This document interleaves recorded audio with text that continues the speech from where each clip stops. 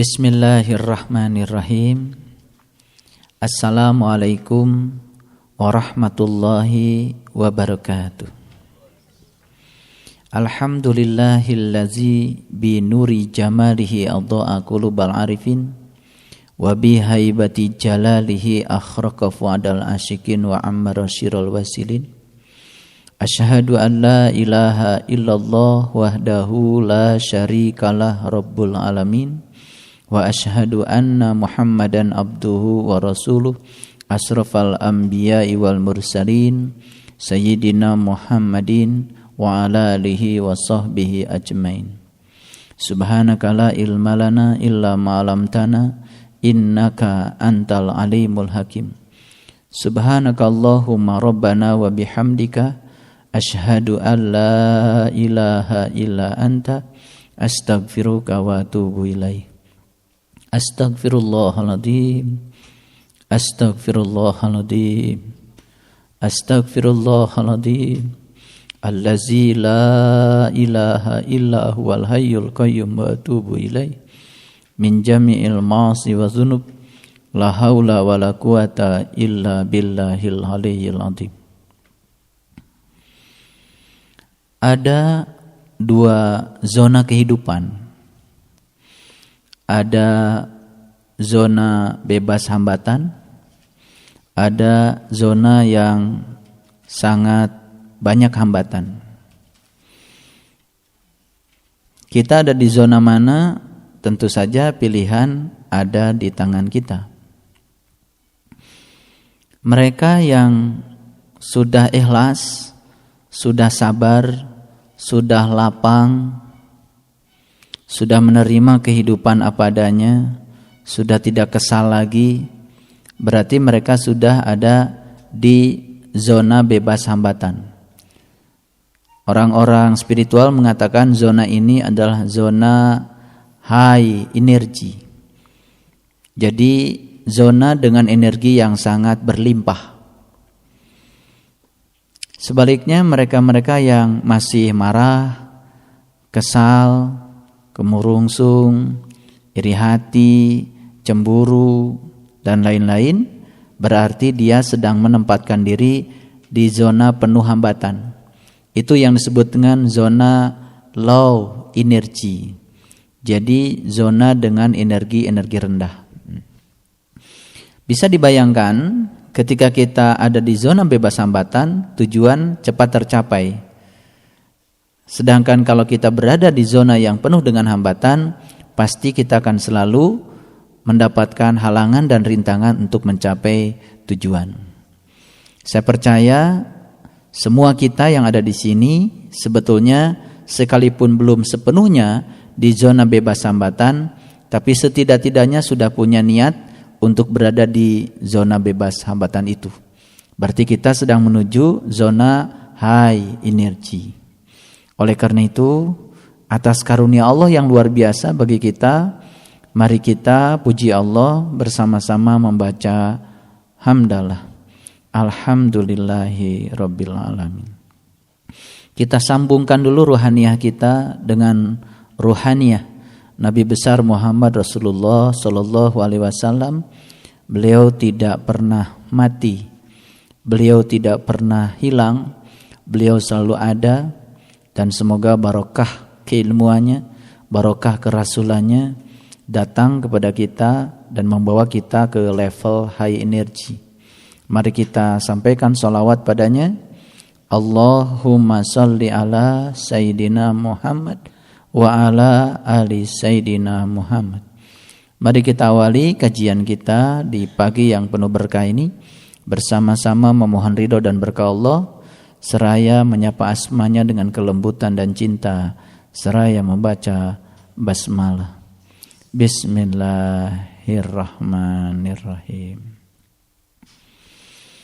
Kajian ini saya akan berpijak dari satu pernyataan penting yang disampaikan oleh Einstein.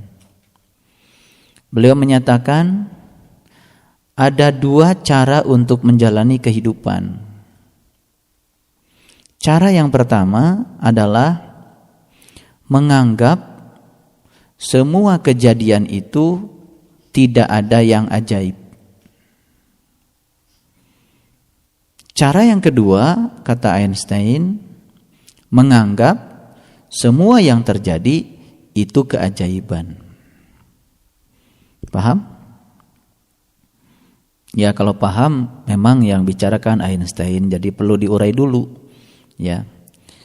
Cara yang pertama adalah menganggap semua kejadian itu tidak ada yang ajaib. Artinya, jangan pernah berserah kepada kehidupan seakan-akan kehidupan itu yang mengatur kita. Ketika kehidupan dibiarkan mengatur kita, kita akan menjadi korban kehidupan.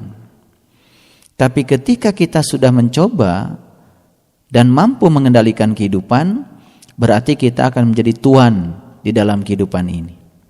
Nah, sebetulnya dalam kehidupan ini ada dua tipe. Ada yang sudah menjadi tuan di kehidupan, ada juga yang masih sering menjadi korban kehidupan.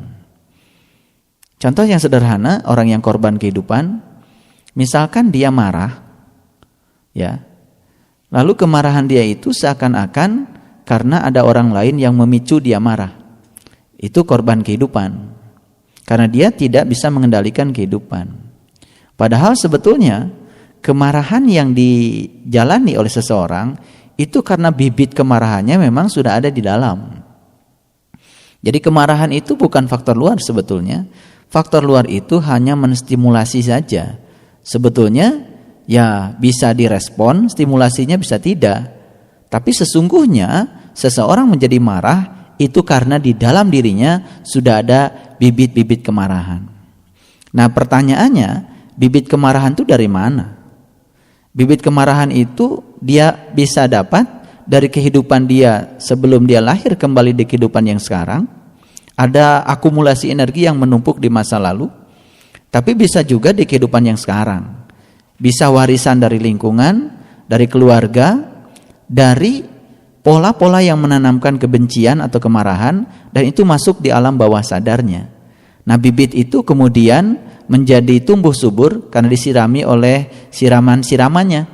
Ada tayangan televisi yang menayangkan kebencian, tayangan televisi yang menayangkan kebrutalan, kejahatan. Itu sebetulnya ketika dia melihat tayangan televisi, secara tidak sadar sebetulnya dia sedang menyirami bibit kemarahan yang sudah ada sebetulnya di dalam dirinya.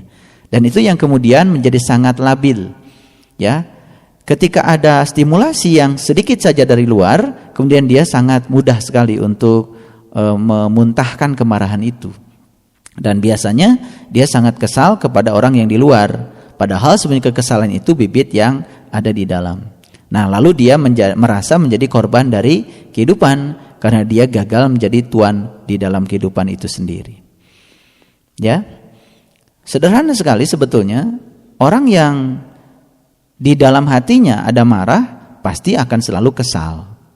Dan orang yang di dalam hatinya ada sabar pasti akan selalu syukur.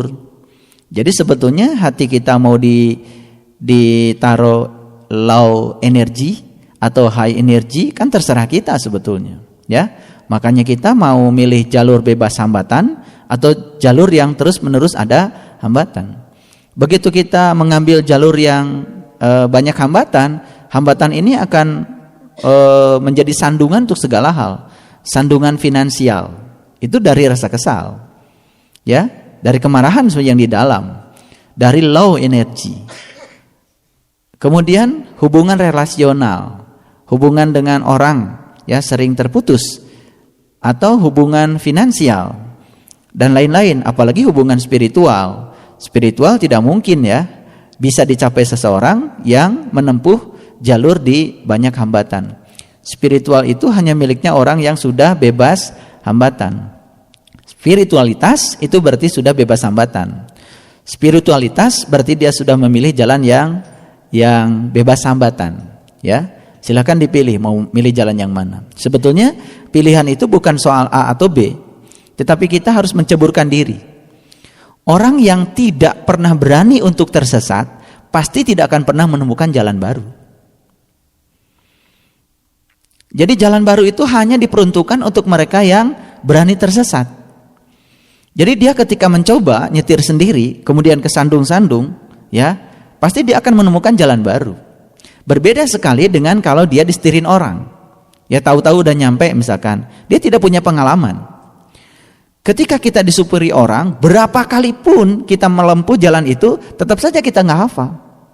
Sama seperti mau datang ke rumah saya di Sariwangi itu, masih selalu harus pakai pemandu karena takut tersesat. Kalau takut tersesat terus, ya tidak akan sampai di rumah saya. Karena rumah saya memang dipilih oleh saya dulu hanya untuk orang-orang yang berani tersesat. Itu pasti akan sampai. Karena itu menjadi simbolik untuk keilmuan ini. Simbolik untuk keilmuan ini. Makanya sampai sekarang ada orang yang bertanya, kenapa Bapak tidak di jalan sentral, di pesantren saja? Kan gampang mencarinya. Karena dia ingin mendapatkan yang tinggi dengan gampang. Itu tidak ada hukumnya di spiritual. Sesuatu yang tinggi itu pasti ada pengorbanan, karena hidup tidak ada yang gratis. Itu yang disebut dengan kekekalan energi. Jadi saya percaya bahwa kalau ada orang yang berkali-kali datang ke rumah saya, itu kemudian karena keputusasanya tidak jadi. Apalagi ketika dia tidak punya keberanian untuk tersesat, dia tidak akan menemukan jalan. Saya percaya bahwa semua orang yang sekarang mendengarkan ceramah saya, ini orang-orang yang berani tersesat sebetulnya. Lalu menemukan jalan spiritual yang lurus, itu jalan Shiratal Mustaqim. Saya yakinkan bahwa jalan Shiratal Mustaqim hanya diperuntukkan untuk mereka yang berani tersesat. Yang tidak punya keberanian untuk tersesat, ya tidak mau mencoba, terus saja berasumsi kehidupannya, takut ini, takut itu. Tidak ada sebetulnya spiritualitas untuk orang takut. Sedikit saja punya keberanian untuk berbuat, walaupun banyak takutnya, itu sudah keberanian yang sebenarnya. Siapa pemberani itu? Pemberani itu adalah orang yang berbuat walaupun agak takut-takut. Itu lebih berani daripada orang yang tidak berbuat sama sekali. Lalu itu yang menyebabkan dia menjadi pemberani yang sesungguhnya. Gitu. Jadi kembali lagi pada pernyataan Einstein sebelum saya masuk pada Quran. Ya, ada dua jalan untuk menghadapi kehidupan. Yang pertama adalah menganggap bahwa tidak ada kejadian yang ajaib. Sebenarnya Einstein sedang berpesan kepada kita, semua kejadian itu kita sendiri yang harus merekayasa. Semua kejadian itu kita sendiri sebetulnya yang menciptakannya. Makanya kita sudah berbicara di episode sebelumnya tentang hukum tarik-menarik. Ketika kita memikirkan, merasakan, bahkan berulang-ulang mengatakan sesuatu yang kita tidak suka, maka yang tidak kita suka itu akan terus-menerus berulang-ulang akan hadir dalam kehidupan kita. Itu adalah hukum tarik-menarik. Jadi aneh sekali kita ini inginnya yang menyenangkan, tapi yang selalu dibicarakan yang tidak menyenangkan, gitu kan? Inginnya tak terbatas, tetapi yang selalu kita bicarakan semua yang terbatas. Jadi sebetulnya ada suatu barrier, ada jarak yang jauh antara keinginan dengan pelaksanaan untuk mencapai keinginan, gitu. Sama seperti orang dari awal sudah berpikir, nggak mungkin saya bisa beli mobil, tapi dia kerja keras dari Jumat sampai Jumat, dari Minggu sampai Minggu, sampai jam 11 malam dia masih kerja, tapi pikiran tentang tidak mungkin beli mobil masih ada. Jadi sebetulnya dia sedang mendelete semua usahanya karena dia tidak bisa membuat pikiran yang baik. Jadi sebetulnya cara untuk mengubah nasib yang paling bagus, mengubah pikiran dan perasaan kita dulu. Setelah perasaan dan pikirannya diubah, baru kita melakukan sesuatu. Nah, sesuatu yang kita lakukan itu sebetulnya bukan untuk mencapai yang kita inginkan. Karena tugas dari Allah cuman kamu jalani saja. Kalau soal mencapai atau tidak kan urusan Allah. Gitu. Tapi pasti setiap yang menjalani pasti dia akan mencapai. Itu yang pertama. Jalan yang kedua kata Einstein adalah dengan menganggap semua yang terjadi itu suatu keajaiban. Jadi kalau sudah terjadi itu keajaiban. Maksudnya jangan turut campur kita menyatakan diri dengan mengatakan bahwa ini terjadi karena campur tangan saya. Jadi Einstein sangat spiritualis. Cuman beliau menggunakan kata-kata yang sangat tinggi ya. Artinya untuk memahami bahasa Einstein kita harus membreakdown ke dalam bahasa kita. Jadi saya sedang memecahkan ya teka-tekinya. Ini rumus sebutnya, rumus Einstein. Ya, cuman rumus ini tidak dalam bentuk matematik, tapi dalam bentuk formula pernyataan yang sebetulnya ya kalau kita masuk ke dalam dirinya Einstein secara pribadi, secara personal, secara spiritual, kita bisa dapat maknanya. Jadi saya ulangi lagi, yang pertama adalah orang yang menganggap bahwa tidak ada kejadian yang ajaib. Kalau kita sudah begitu, berarti kita sedang merekayasa semua kejadian. Betul? Berarti ada upaya kita sebetulnya untuk menciptakan kejadian. Rekayasa itu dimulai dengan mempositifkan pikiran, mempositifkan perasaan, dan mempositifkan semua kata-kata yang kita ucapkan agar itu menjadi suatu yang positif. Sehingga hasilnya akan positif. Nah, upaya kita artinya dibutuhkan karena tidak ada yang ajaib. Jadi kalau kita tiba-tiba merasa, aduh saya dapat anugerah apa sekarang, sebetulnya kita yang menarik itu, cuman kita tidak sadar. Kita pernah menariknya, cuman mungkin di kejadian yang lalu, atau menarik lewat perilaku kita yang kita tidak rasakan. Misalnya gini, kita pernah menolong seseorang tulus ikhlas, setelah itu kita melupakannya, gitu. Justru ketika kita menolong seseorang, berarti kita sedang membaikkan diri kita sendiri lewat orang. Sebetulnya kita pasti akan dibaikan oleh semesta ini. Kapan? Allah punya jadwal sendiri di luar jadwal kita. Tapi kalau kita ingin selalu timbal baliknya sekarang, ya kita akan terjebak sendiri. Itu kita sedang memasuki jalur yang low energy. Makanya kita harus memasuk jalur yang high energy. Kalau sudah sudah berbuat baik pada orang lain, ikhlaskan, sudah nggak usah dipikirkan. Itu sudah sedang menampung, sebetulnya sedang mengundang ya semua keterbatasan energi untuk hadir di dalam diri kita.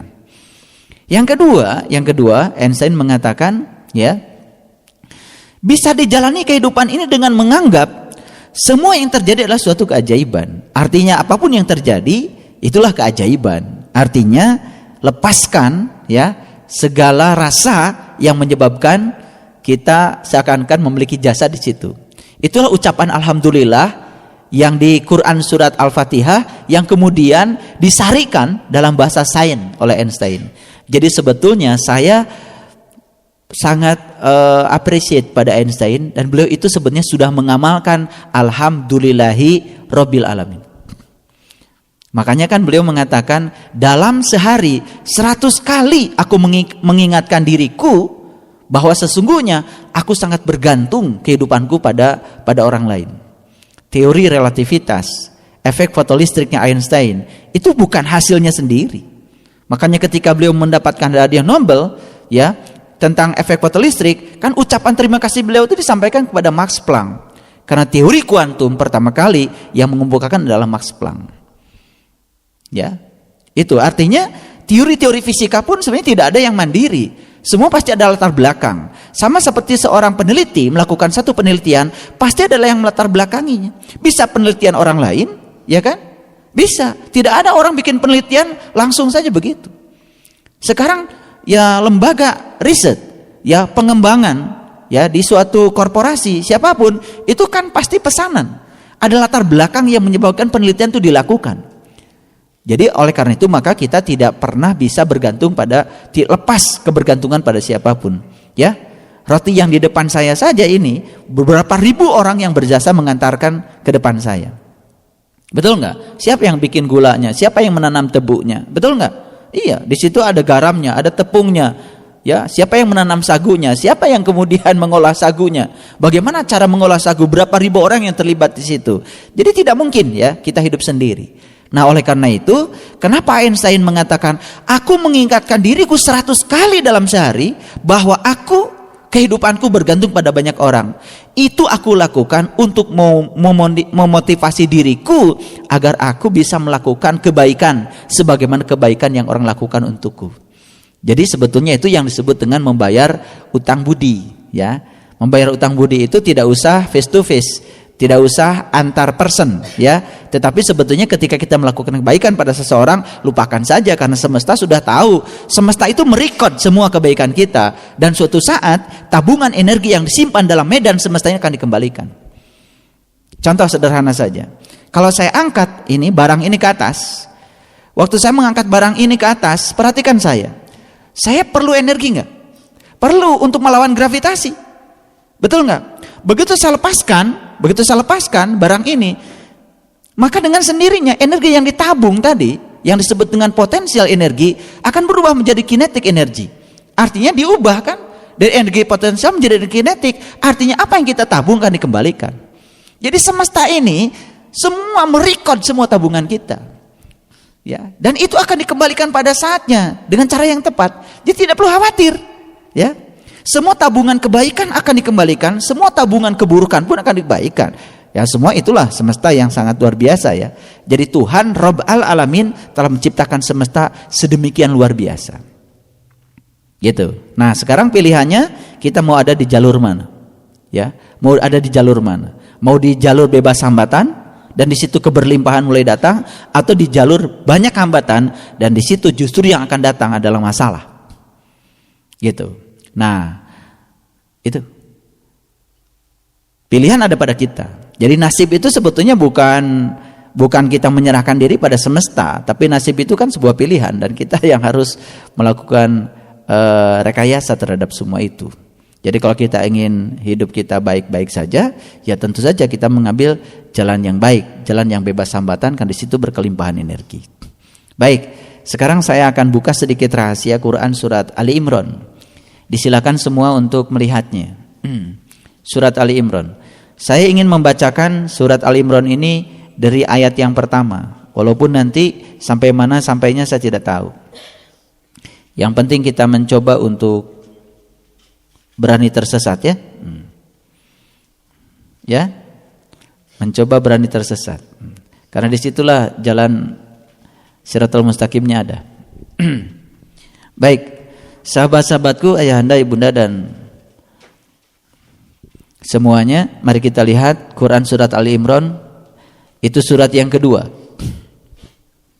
Surat Ali Imran ini surat yang ketiga, ya. Surat yang ketiga. Kalau kita lihat karakternya Ali Imran dengan Al-Baqarah ini sebenarnya mirip-mirip. Karena Ali Imran ini dibuka dengan alif lam mim. Sama seperti Al-Baqarah dibuka dengan alif lam mim. Sedangkan alif lam mim ini kan baru akan bisa dirasakan seseorang kalau sudah melewati Al-Fatihah. Artinya syarat utama untuk bisa memahami Al-Baqarah harus lewat Al-Fatihah. Berarti syarat utama untuk bisa memahami Ali Imran juga Al-Fatihah. Jadi saya sedang berbicara Ali Imran kepada orang-orang yang sudah melewati Al-Fatihah. Ali Imran yang saya kemukakan ini menjadi sulit dimengerti oleh orang-orang yang belum melewati Al-Fatihah. Ya, berarti hanya untuk orang-orang yang sudah mengalami keterbukaan. Baik, makanya dimulai dengan alif lam mim, ya. Alifnya Allah, lamnya la ilaha illallah, mimnya Muhammadur Rasulullah. Artinya alif lam mim itu adalah pengalaman tauhid seseorang, di mana seseorang sudah bisa menyatukan, ya, keseluruhan inti dari ruhaniyahnya antara nur insani, nur Muhammad dan nurullah menjadi satu kesatuan sebagai tauhid yang sebenarnya. Dan itu bukan sekedar pemahaman intelektual, tetapi itu harus betul-betul nyata sebagai pengalaman spiritual. Saya mau kasih tahu, ya, siapa sesungguhnya orang yang realistis dalam kehidupan ini? Siapa? Orang yang realistis adalah orang yang percaya pada keajaiban. Betul nggak? Masih belum ngerti juga? Oke. Kan tadi jalan yang kedua yang ditawarkan oleh Einstein itu apa? Ya, menganggap semua yang terjadi sebagai keajaiban. Kalau semua yang terjadi sebagai keajaiban, berarti kan tidak ada campur tangan kita lagi. Betul nggak? Begitu saya tidak merasa berjasa, orang lain tidak merasa berjasa, yang terjadi terjadilah, selesai. Ada satu peristiwa yang tidak mengenakan kita, kan kita tidak perlu menyalahkan gara-gara A, gara-gara B, semakin kita mencari gara-gara, semakin menyakiti kita. Saya berulang kali mengatakan bahwa sesungguhnya, ya, kebahagiaan itu sudah di depan mata, cuman karena kita sering menghadirkan kesedihan masa lalu, kebahagiaan itu tertutup. Makanya saya katakan sekarang, mengunjungi masa lalu itu bagus, tetapi tinggal di masa lalu itu buruk. Paham? Yang terjadi kita suka tinggal di masa lalu, itu yang buruk. Tapi mengunjungi masa lalu, untuk nengok masa lalu, mengambil pelajaran dari masa lalu, itu bagus. Asal jangan tinggal di masa lalu. Yang sering terjadi bukan mengunjungi masa lalu, setelah mengunjungi kita nggak balik lagi, tinggal di situ. Akibatnya kita terus saja tertarik ke masa lalu. Masa kini hilang, masa depan pun hilang. Akibatnya hidup kita kehilangan banyak kesempatan. Betul nggak? Iya. Makanya mulai sekarang berhenti mengatakan kata nanti. Ya. Kita harus sepakat untuk mengusir kata nanti dari kamus pikiran kita. Jangan menggunakan kata nanti. Pokoknya apa yang bisa dikerjakan, kerjakanlah. Begitu kata nanti keluar, sebenarnya kita sedang membuang waktu yang begitu berharga untuk kehidupan kita. Suka nggak kita bilang nanti? Iya, nanti saja. Nanti saja, betul nggak? Mau nulis buku, nanti saja, nggak jadi-jadi bukunya. Tapi sering pameran pada orang lain, saya sedang menulis buku bagus. Buku bagus itu bukan yang ada di pikiran kamu, buku yang jadi ditulis, walaupun hasilnya seperti apa, itu bagus, ya. Wah, saya sedang membuat CD-CD ceramah. Ya, oh bagus sekarang. Nanti silahkan kamu dengarkan. Apa yang didengarkan?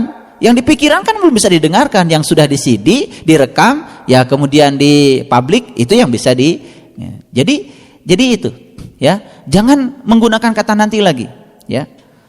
Apalagi ngaji nanti. Ya, makanya kan saya sudah sampaikan, ketika Allah mengundang kita, kemudian kita berada di tempat yang lain, dan Allah sedang mendapati kita mengerjakan pekerjaan di tempat lain itu yang tidak ada sangkut pautnya dengan undangan ini, maka Allah akan tetap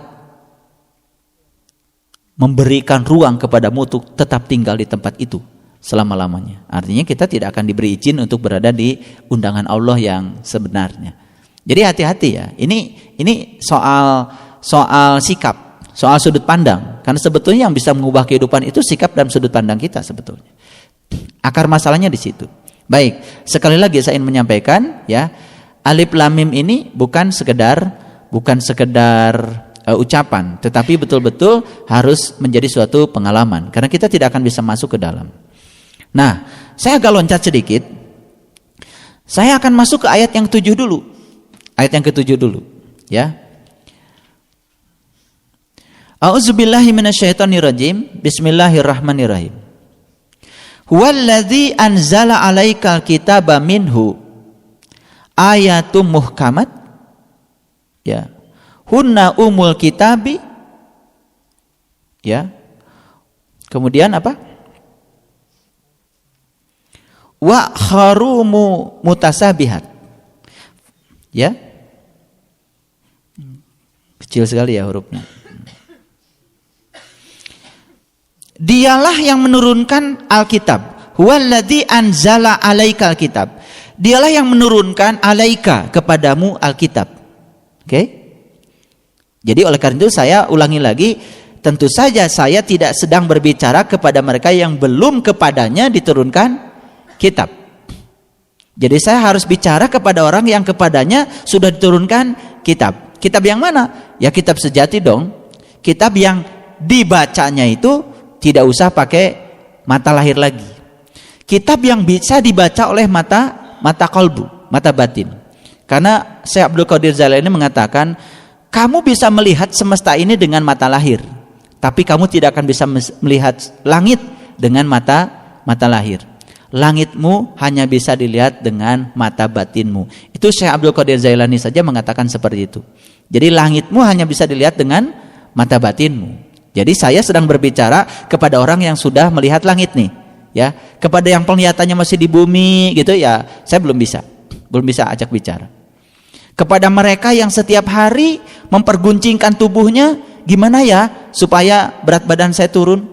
Gimana ya supaya tubuh saya ideal? Saya tidak sedang berbicara dengan itu.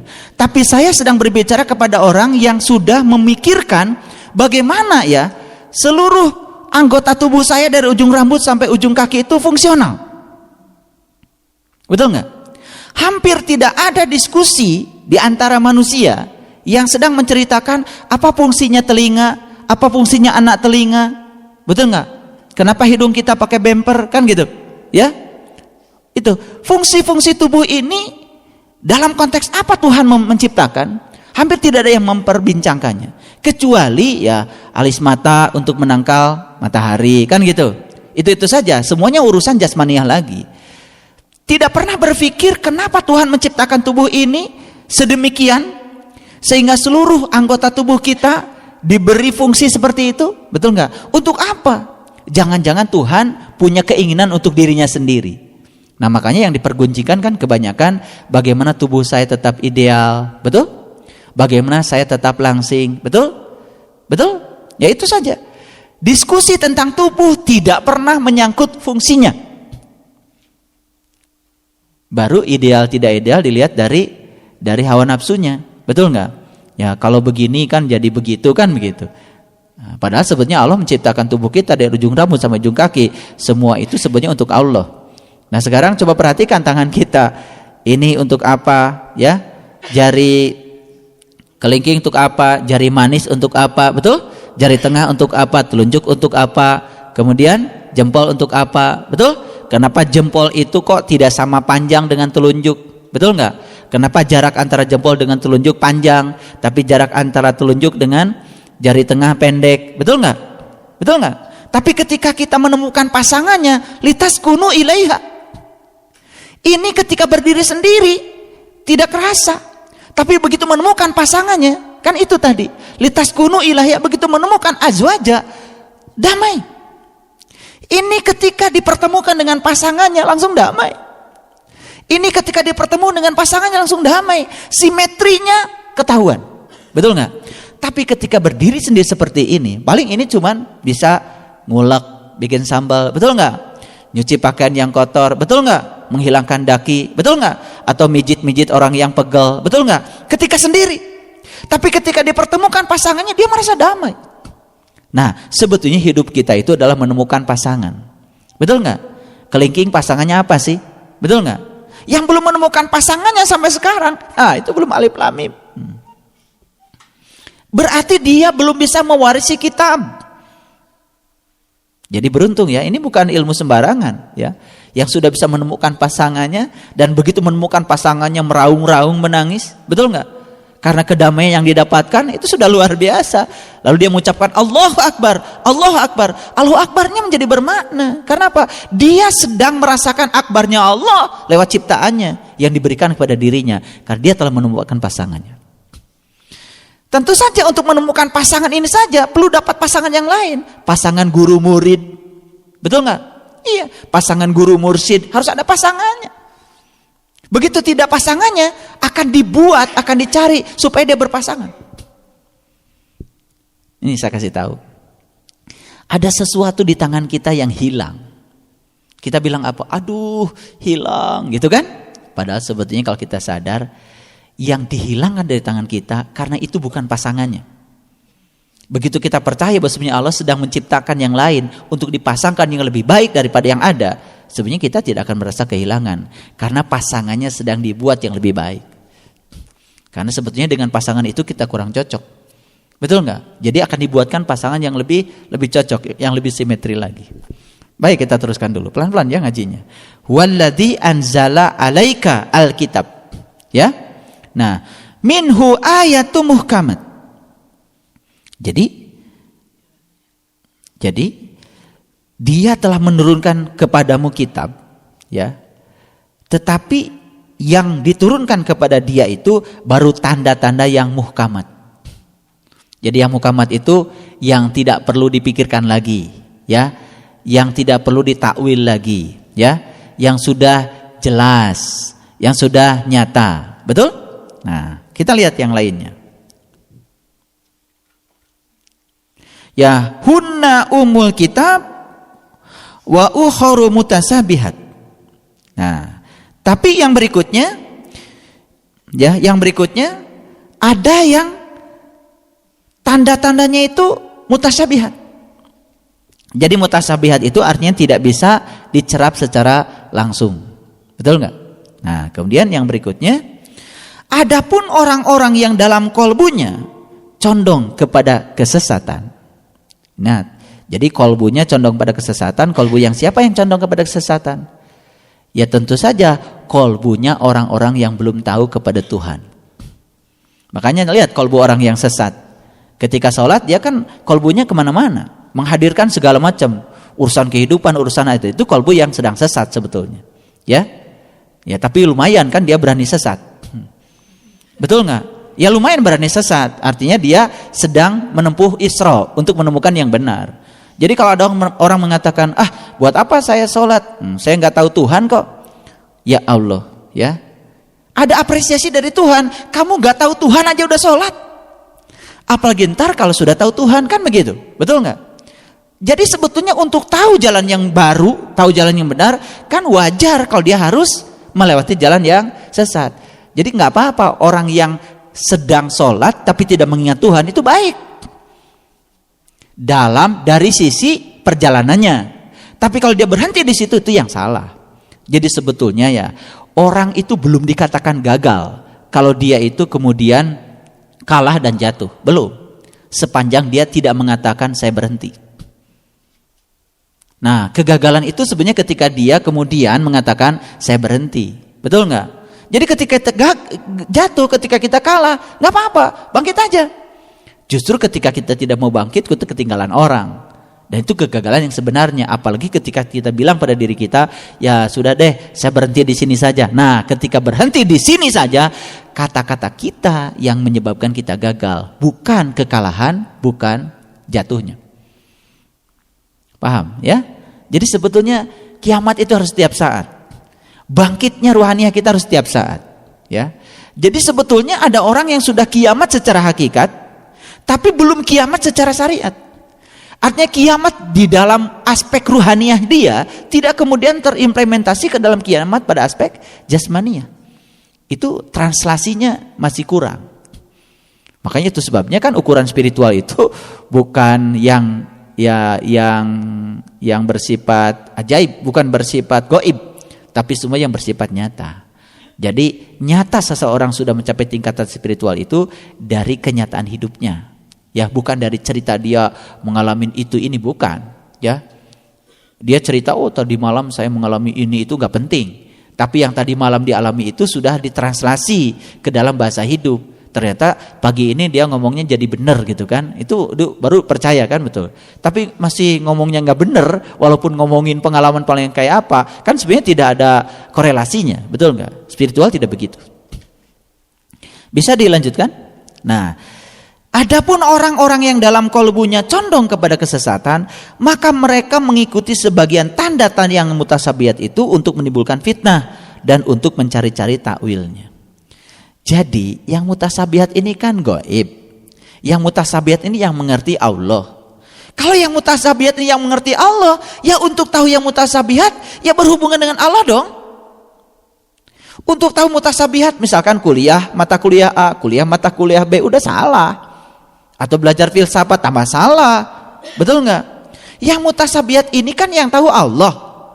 Kalau yang mutasabihat yang tahu Allah, ya ingin tahu yang mutasabihat, ya Anda bikin koneksi ke Allah. Gitu. Makanya Allah bilang, wa yas'alunaka 'anir ruh. Katakanlah sesungguhnya ruh itu, ya. Kulli ruh min amri rabbi, itu urusan Tuhanku. Kalau ruh itu urusan Tuhanku, bukan berarti kita tidak boleh tahu ruh. Betul nggak? Artinya urusan ruh ya tanya Tuhan, jangan tanya yang lain. Kan gitu maksudnya. Tapi kita suka salah kaprah. Karena urusan ruh itu urusan Tuhan, ya sudah diambil alih oleh Tuhan. Ya sudah, kita menjadi tidak.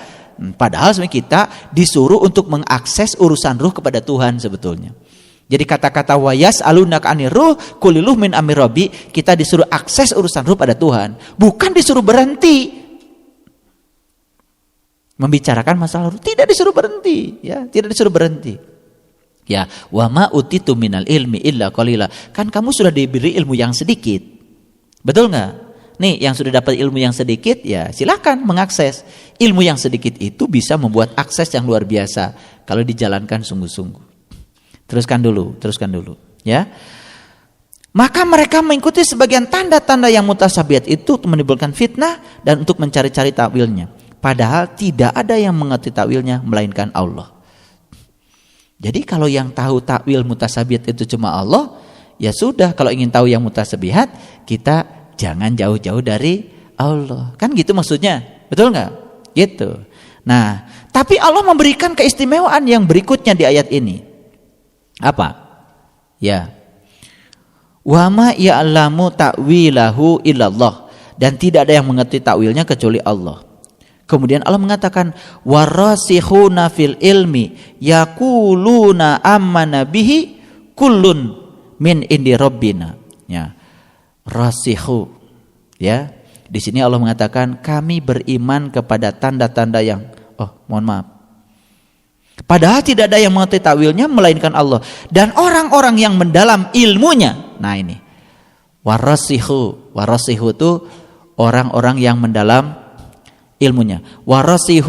Warasihuna fil ilmi, orang-orang yang mendalam ilmunya. Nah sekarang saya mau tanya, siapa yang orang yang mendalam ilmunya? Awas, hati-hati, orang yang mendalam ilmunya bukan orang yang bergelar akademik A, B, C, tidak bicara itu. Tidak bicara gelar akademik, tidak bicara tingkatan pendidikan, tidak. Ya, orang yang mendalam ilmu adalah orang yang sudah mengalami Tuhan. Iya, terus apa lagi selain ilmu itu? Nggak ada lagi. Ya. Tidak ada lagi ilmu yang lebih tinggi daripada pengalaman tentang Tuhan. Gitu, nggak ada lagi. Karena setelah mengalami Tuhan nggak ada penjelasan. Begitu tidak ada penjelasan, udah tinggi tuh ilmunya. Kalau masih dijelaskan itu masih rendah ilmunya. Betul nggak? Kalau sudah sampai pada tanpa penjelasan lagi, itu sudah tinggi ilmunya. Itu. Warasihuna fil ilmi yaquluna amanna bihi kullun min indi rabbina. Nah, orang-orang yang mendalam ilmunya berkata, kami beriman kepada tanda-tanda yang mutasabihat, semuanya itu dari sisi Tuhan kami, dan tidak ada yang bisa mengambil ilmu itu melainkan ulul albab. Nah, ini kalimat yang selanjutnya, wa mayyazakaru ila ulul albab. Ini nyambung dengan pembicaraan kita sebelumnya. Jadi sebetulnya tanda-tanda mutasabihat itu pada saatnya akan mudah diakses oleh ulul albab. Jadi kalau begitu tanya lagi siapa ulul albab? Kan Allah jawab di Quran, ulul albab itu orang yang mengingat Allah dalam keadaan berdiri, duduk, dan berbaring. Siapa yang bisa mengingat Allah? Ya tentu saja yang sudah tahu dan kenal kepada Allah. Itu yang disebut dengan warasikhuna fil ilmi. Ya, jadi orang yang sudah mendalam ya ilmunya. Nah, orang yang sudah mendalam ilmunya kalau begitu dalam bahasa lainnya adalah ulul albab. Jadi kalau begitu siapa yang paling tinggi ilmunya? Adalah orang yang sudah bisa mengingat kepada Allah. Itu kesimpulannya. Nah, apa ya maknanya dari kajian ayat ini? Sebetulnya maknanya sangat dalam. Yang ingin saya sampaikan adalah kita sekarang harus melakukan suatu introspeksi dalam perjalanan spiritual kita. Kok saya yang muhkamat saja gak ngerti, apalagi yang mutasabihat, kan gitu. Betul nggak? Jadi jangan buru-buru kita mengatakan dan mengklaim diri kita sudah spiritualis. Jangan dulu mengklaim bahwa kita sudah masuk warasihuna fil ilmi. Karena orang-orang yang mendalam ilmunya itu pada akhirnya akan dilihat dari indikator-indikator yang nyata. Ya kan? Kebijakannya, kearifannya, kelembutannya, keluasannya. Betul nggak? Kan saya sudah mengatakan, kalau kamu cuma punya palu, apa saja akan kelihatan menjadi paku. Iya. Di rumah punyanya cuma palu. Mau bikin teh manis pakai palu. Betul nggak? Diketrok-ketrok. Ya kan? Punyanya palu. Mau goreng tempe pakai palu. Betul nggak?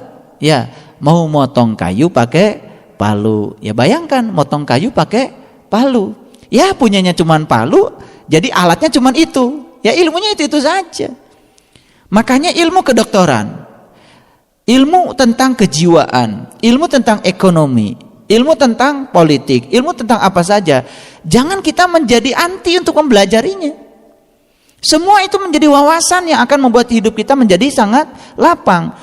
Dan itu akan menyebabkan kita berada di jalur bebas hambatan. Jalur bebas hambatan itu sebetulnya untuk orang-orang yang luas. Dan orang yang luas itu kan menjadi sederhana pikirannya, betul nggak? Nah, orang-orang yang selalu saja hidupnya mengalami keterbatasan karena dia belum ada di jalur yang bebas hambatan. Akibatnya semua saja selalu hambatan. Saya mau kasih tahu. Pernah belajar tentang hambatan listrik? Konsep hambatan listrik, ya. Dulu pernah belajar kan? Kan kita taunya cuma resistor. Betul nggak? Resistor sekian ohm. Betul? Itu aja kan kita taunya. Nah, pernah nggak kita mempelajari secara mikro sebenarnya konsep hambatan itu apa? Ya, saya kalau ngajar fisika, saya bicara mikronya dulu supaya aspek makronya gampang dilihat. Sebetulnya kalau kita lihat aspek mikro, yang menyebabkan, kan sebetulnya ini kawat nih. Di dalam kawat itu, kawat tembaga itu yang disebut dengan elektron bebas. Nah, penyebab arus listrik itu elektron. Ini agak ngerti supaya ngerti dikit. Ketika ujung-ujung kawat dihubungkan dengan yang berbeda potensial, baterai misalkan, nah akibat adanya beda potensial, timbul medan listrik dalam kawat. Nah, ketika ada medan listrik, ada gaya listrik bekerja pada benda yang bermuatan yang namanya elektron itu, mengalir arus listrik. Tapi jangan lupa loh, ya, elektron di dalam kawat itu tidak seperti air di dalam pipa paralon. Kalau pipa paralon kan kosong.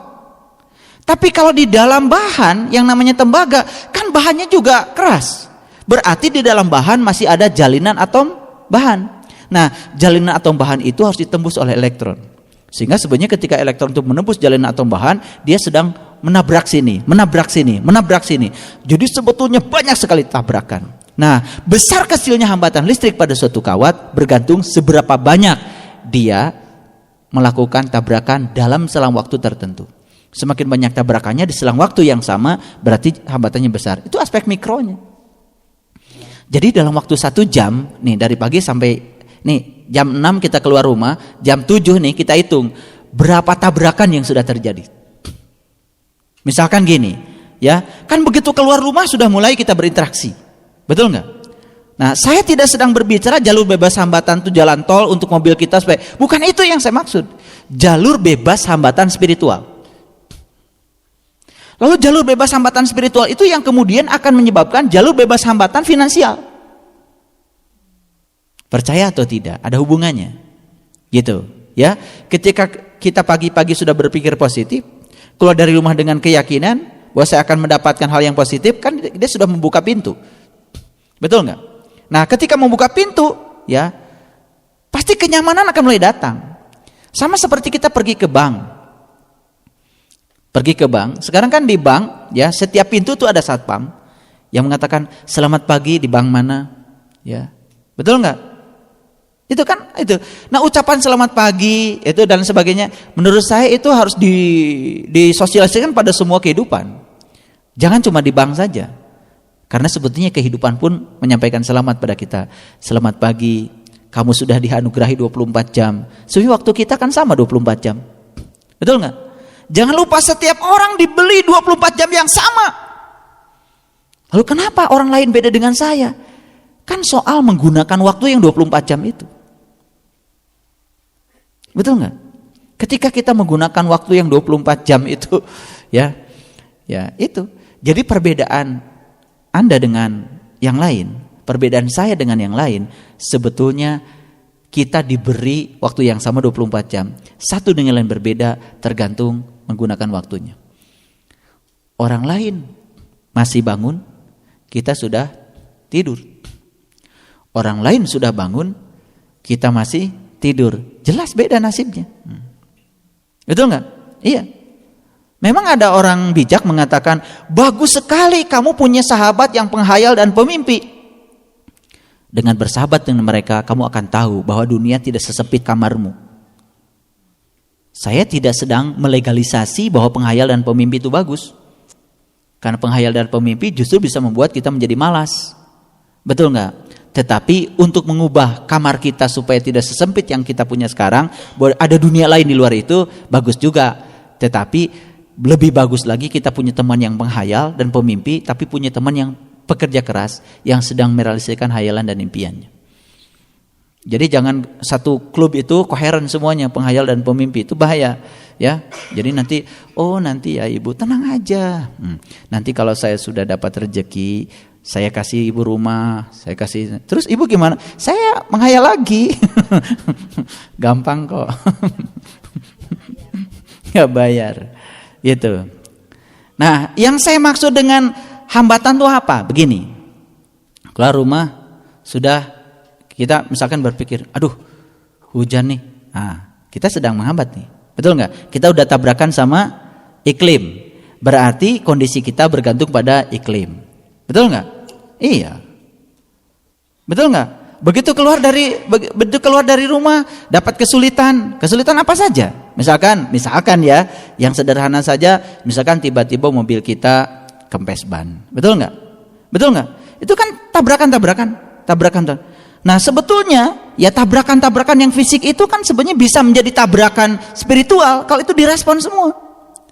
Tapi kalau itu dihadapi sebagai hal yang biasa dengan sudut pandang yang luas, karena kita sudah punya keikhlasan sebagai bagian dari cara semesta untuk membesarkan kita, saat itu juga semua hambatan akan diubah menjadi konduktivitas. Makanya kan sekarang ini para peneliti fisika sedang mencari bahan yang disebut dengan superkonduktor. Nah, superkonduktor itu bahan yang bebas hambatan. Jadi sekarang penelitian sudah begitu. Kalau penelitiannya sukses, semua kawat-kawat yang pagu rantang di Bandung ini hilang semua. Karena nggak perlu kawat besar. Asal kawat itu bebas hambatan. Kan sekarang transmisi listrik itu menggunakan tegangan tinggi. Kenapa? Daya itu kan tegangan kali arus. Nah, kenapa pakai tegangan tinggi? Supaya arusnya kecil. Kalau arusnya kecil, kawatnya kecil aja. Kalau arusnya besar, untuk memindahkan energi yang besar dari Saguling ke Bandung, kan perlu kawat gede-gede. Kawat segitu aja udah membuat pikiran kita udah mumet, betul nggak? Itu sebenarnya kecil karena dibikin tegangan tinggi. Tegangannya yang ditinggikan. Daya itu kan tegangan kali arus. Begitu arusnya kecil, dayanya besar, tegangannya besar kan dayanya tetap. Lain lagi kalau misalkan arusnya besar, tegangannya kecil, kan dayanya tetap. Tapi kan untuk arus yang besar, tegangan yang kecil kan perlu kawat yang besar. Nah, suatu saat kita akan memasuki superkonduktor. Jadi superkonduktor ini akan kita songsong di masa depan lebih indah lagi dengan superkonduktor spiritualitas. Jalur bebas hambatan berarti sudah tidak kesel lagi, betul nggak? Sudah tidak cemburu lagi, sudah tidak marah lagi, sudah tidak kemurungsung lagi, betul nggak? Sudah tidak mengeluh lagi. Nah, semakin sering kita mengeluhkan, sekarang saya mau tanya, dalam 1 jam berapa kali kita mengeluh? Berarti kita sedang mempertinggi apa? Nilai hambatan, betul nggak? Nilai hambatannya semakin tinggi, apa yang terjadi? Energi akan terbuang. Karena apa? Arus dikuadratkan kali hambatan itu kan sama dengan energi. Sehingga kita bayar listrik hanya untuk menjadikan arus itu sebagai panas. Arus itu tidak menjadi cahaya, arus tidak menjadi, malah jadi panas. Panas itu bisa membakar rumah kita. Kenapa hotel-hotel ada yang terbakar? Karena konsleting. Arus pendek namanya. Arus pendek itu apa? Karena terjadi ya peningkatan hambatan. Arus kemudian dikuadratkan dikali hambatan yang besar, kan itu kan menjadi energi. Tapi energi tidak digunakan untuk mencahayakan hotel. Justru akan membakar hotel. Kan namanya juga kebakaran, itu kan neraka. Betul nggak? Kenapa neraka itu diartikan api? Api itu dari apa? Dari arus dikuadratkan dikali hambatan. Jadi sebetulnya kenapa terjadi surga? Surga itu arus dikuadratkan dikalikan hambatan yang kecil. Nah, arus itu kan elektron gelombang elektromagnetik. Gelombang elektromagnetik kan cahaya. Betul nggak? Kalau cahaya yang dikuadratkan, apa saja bercahaya. Jadi lapang. Makanya kita sedang menuju ke sana, ke yang bebas hambatan. Nah, itu yang disebut dengan mutasyabihat.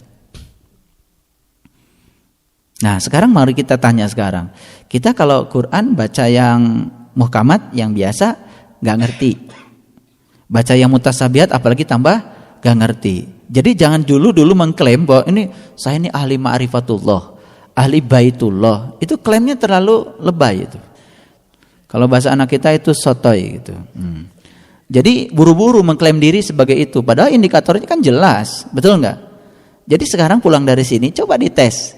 Begitu baca Quran, ya, baca Quran, jangan satu surat, satu ayat saja. Kok ayat pertama nggak nyambung? Kali ayat kedua nggak nyambung, ayat ketiga nggak nyambung, ayat keempat makin nggak nyambung. Ya sudah cukup menyatakan bahwa sebetulnya kita belum mendapatkan Alkitab yang sejati. Karena ciri orang yang sudah mendapatkan kitab yang sejati, dia jadi ulul albab. Begitu dia ulul albab, apa saja yang disampaikan Allah dia mengerti. Karena yang namanya wahyu itu kan sebetulnya adalah penanaman pemahaman Tuhan ke dalam jiwa, sehingga jiwa itu ujuk-ujuk mengerti. Itu wahyu. Itu yang disebut dengan ilmu laduni. Jadi ilmu laduni itu bukan nanti akan saya ajarkan ilmu laduni, bukan begitu. Ilmu laduni tidak bisa diajarkan orang. Yang diajarkan orang ya pasti berita. Yang diajarkan orang pasti pendapat. Saya sedang mengajarkan pendapat saya tentang pengalaman yang saya rasakan. Bahwa ada korelasi, ada resonansi, alhamdulillah. Ketika tidak ada, ya nanti akan ada. Waktunya belum sampai. Gitu. Tapi bukan berarti ditawarkan, mau nggak saya ajarkan ilmu laduni? Kalau ada yang orang menawarkan ilmu laduni, itu pasti nggak benar. Karena ilmu laduni tidak dari orang, itu kan dari min amri Rabbi, dari sisi Tuhan. Gitu. Bisa dipahamkan? Nah, jadi sekarang yang harus kita lakukan sekarang adalah membuat jalur bebas hambatan yang bisa mendatangkan arus yang deras. Ya, arus komunikasi antara kita dengan Tuhan, sehingga apa saja yang Tuhan inginkan dipahami oleh kita dari segala tanda-tandanya, baik yang bersifat muhkamat maupun yang mutasyabihat, kita bisa menangkapnya. Nah, setelah sampai di titik itu, kebijaksanaan, kearifan akan hadir ke dalam diri kita. Gitu. Nah, mengupayakannya bagaimana? Ya, tentu saja ya, secara syariat, bagaimana supaya arus cahaya itu mengalir lebih dahsyat lagi. Betul nggak? Berarti kan harus dikuadratkan. Kalau massa dikalikan cahaya nggak ada rumusnya. Rumus Einstein kan massa dikalikan cahaya dikuadratkan. Jadi cahaya harus dikuadratkan supaya menjadi energi. Nah, kalau kita baru punya cahaya saja sudah lumayan massa kali cahaya. Tapi kalau massa dikalikan cahaya dikuadratkan, satuannya berubah menjadi joule, kilogram meter kuadrat per sekon kuadrat. Itu sudah joule. Joule itu energi bisa dimanfaatkan. Artinya energi spiritual ini bisa dimanfaatkan dalam seluruh aspek kehidupan. Bisa menambah hubungan energi relasional, bisa membangun hubungan energi fisikal, bisa membangun hubungan energi emosional, spiritual, semua menjadi keberlimpahan. Dan kita lihat bahwa sebetulnya hampir semua orang yang sudah mencapai tingkat spiritual yang tinggi pasti ya memiliki kebijaksanaan. Jadi seorang Einstein yang bisa menemukan kata-kata bijak seperti itu pasti karena ada satu pengalaman spiritual yang mendasarinya. Pasti itu. Tidak mungkin ya beliau tiba-tiba membicarakan sesuatu yang intuitif ya tanpa ada kecerdasan spiritual. Karena intuisi itu hanya miliknya orang-orang yang sudah memiliki kecerdasan spiritual. Dan intuisi itu lebih jauhnya bisa menjadi postulat. Postulat kan menjadi hukum. Hukum bisa dimatematika-kan. Kalau sudah jadi matematika itu sudah jadi sangat sederhana. Jadi kalau orang yang melihat matematika sudah pusing, itu karena dia belum menjalanin. Ya, matematika itu sebetulnya perumusan yang paling sederhana dari intuisi. Kalau masih berupa kata-kata itu kan masih susah, belum bisa terukur. Kalau sudah menjadi panjang kalikan, misalkan luas sama dengan panjang kali lebar. Luas lingkaran sama dengan V dikalikan R kuadrat. Betul nggak? Kalau sudah itu kan sederhana. Betul nggak? Kan gampang, V-nya kan 22/7. Begitu kita tahu jari-jari, masukkan jari dikuadratkan, saya tahu luas lingkaran. Tapi bagaimana orang dulu bisa membuat rumusan itu? Lah iya, prosesnya tidak sederhana kita menggunakan rumusnya. Jadi kita harus berterima kasih karena semua kehidupan kita sudah dibuat sederhana. Jadi kalau kita lihat rumus aja udah enak, bagaimana kita bisa masuk untuk mendapatkan bagaimana rumus itu terjadi? Asbabun nuzulnya itu tidak mungkin bisa diselami oleh orang-orang yang tidak punya kesabaran. Kan sebetulnya sejarahnya begini, ya. Ya. Ini ada lingkaran. Ditariklah ke sini garis, ditarik lagi ke sini garis, dibuat jari-jari kecil, itu kan jadi juring. Juring kemudian diarsir jadi luas. Betul nggak? Ketika luasnya masih berupa jari-jari dan garis, itu kan belum kotak. Kalau belum kotak dijumlahkan kan susah. Kita akan mudah kalau menjumlahkan kotak, betul nggak? Nah sekarang kalau tehel di rumah kita ini, gede-gede tehelnya, pasti harus punya pemotong tehel. Kalau ingin masang tehel, betul nggak? Tapi kalau tehelnya ukuran 1 cm, kalau 1 cm nggak perlu pemotong, betul nggak? Awurkeun we, betul nggak? Nah iya. Nah ketika tehelnya besar-besar penjumlahan jadi diskrit, tapi ketika tehelnya kecil-kecil penjumlahan jadi kontinu. Makanya lalu orang beralih dari sigma menjadi integral, lalu belajar menjumlahkan yang kontinu, bukan 1 tambah 2 tambah 3 lagi, itu diskrit semuanya. Kan masuk ke wilayah situ sudah. Nah, ketika masih pakai sigma itu masih subhat. Ketika sudah integral menjumlahkan yang kecil-kecil, yang kecilnya tak berhingga, itu yang disebut dengan infinitesimal. Jadi sebenarnya yang tak berhingga itu bukan tak berhingga besarnya saja, ada yang tak berhingga kecilnya. Itu yang disebut dengan infinitesimal. Ketika titik dijumlahkan, pastikan diaurkan lingkaran kan penuh. Ayo, percaya sama saya? Iya. Ya kalau yang kecil-kecil kan diaurkan kan penuh. Betul, yang gede-gede kan harus pakai pemotong. Iya, makanya cari saja ya elemen luas yang jumlahnya tak berhingga yang bisa menutupi lingkaran. Begitu dijumlahkan pakai integral kan dapatnya VR kuadrat. Kita tinggal pakai aja salah. Betul nggak? Pakai rumus lingkaran aja salah, apalagi pusing ya. Baru lihat rumusnya udah pusing. Artinya 24 jam yang Tuhan berikan pada kita itu tidak fungsional bagi kita. Kita kan cuma inginnya hidup tuh enak-enaknya. Jadi nggak ada bagian sebetulnya. Matematika yang ruwet saja menjadi sederhana itu hanya bagian orang yang sabar. Apalagi spiritual, nggak ada bagian bagi yang tidak sabar. Betul nggak? Baru duduk di kamar 5 menit aja olah napas sudah bengek, ya repot. Terus mau cerita spiritual apaan? Nggak bisa. 17 yang saya ajarkan itu hanya bisa ditekuni oleh orang-orang yang kuat. Berarti dia harus menguatkan diri, betul nggak? Ya, gitu. Jadi makanya kata Einstein ya, tidak ada kejadian yang ajaib. Betul nggak? Tidak ada kejadian yang ajaib. Anda ingin mendapatkan alam yang terang benderang, ya rekayasa oleh Anda. Lo tidak kemudian menyerahkan diri kepada Tuhan. Ya abdi mah kumaha Gusti. Betul, Tuhan bilang yahdillahu linurihi mayasa. Allah akan menunjukkan pada cahaya yang dikehendaki, tapi Allah hanya akan menghendaki yang punya kehendak. Nah, kehendak orang juga spektrumnya macam-macam. Yang kehendaknya letik diberi letik. Betul nggak? Yang kehendaknya besar diberi besar. Nggak ada kehendak kecil diberi besar. Itu kan keajaiban.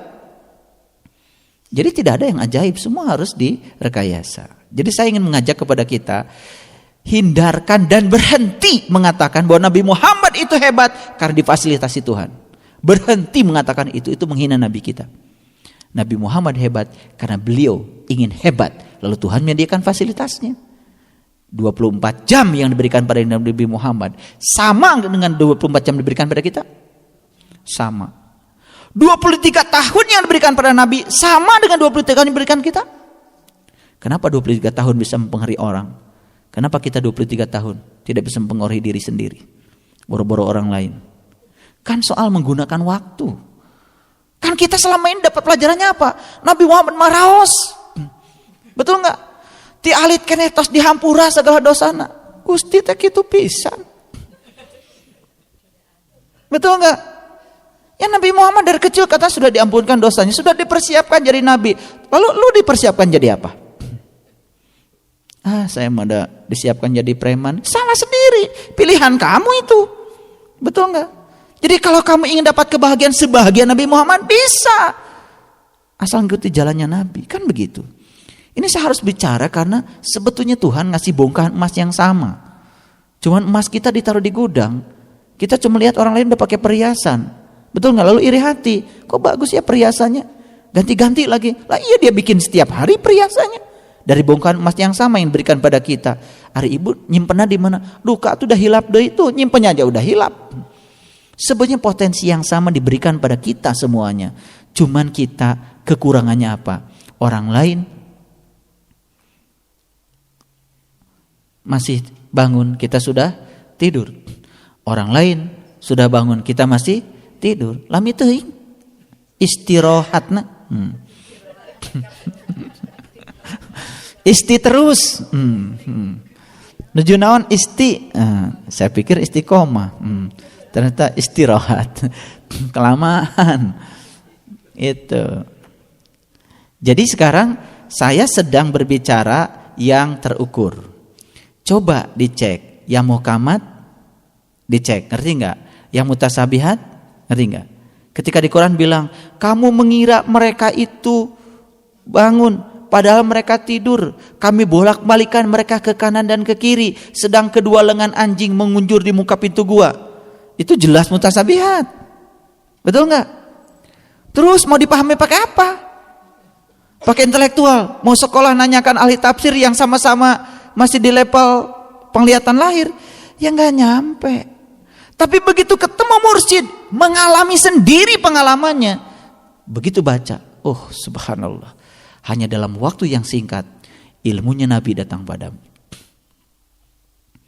Itu kan kata Rumi ini, kata begitu saat ini kau jadi bayi yang suci, saat ini juga ilmunya para nabi akan milikmu. Jadi sebetulnya ketika dalam sedetik kita bisa mengubah kita menjadi bayi yang suci, dalam sedetik kita akan kedapatan dan ketiba dan ilmunya para nabi. Sedetik. Makanya Nabi juga cuma bilang antar kedipan mata kok. Itu. Jadi ini dahsyat sekali. Dahsyat sekali. Jadi semua kekuatan bisa kita buka dengan keilmuan yang luar biasa ini. Gitu. Hanya dalam sedetik. Hanya dalam kedipan mata. Jadi kepada sahabat-sahabat yang sudah lelah ya mencari ke sana kemari, ya sudah, minta pada Allah ditunjukkan jalan untuk bisa bertemu dengan seorang guru yang sebenarnya guru yang bisa menunjukkan jalan kita ke jalan itu. Kunci cuma satu, harus berani tersesat. Pasti akan ketemu jalan baru. Jadi saya ingin menyampaikan pada sahabat-sahabat yang sudah berani tersesat, karena akhirnya menemukan jalan baru. Kita punya sahabat yang luar biasa, namanya Pak Edi. Bawa Pak Edi kemana? Mau ke Lampung, mau kemana, asal Indonesia lah. Gang mana yang tidak tahu Pak Edi? Kan tukang ulin.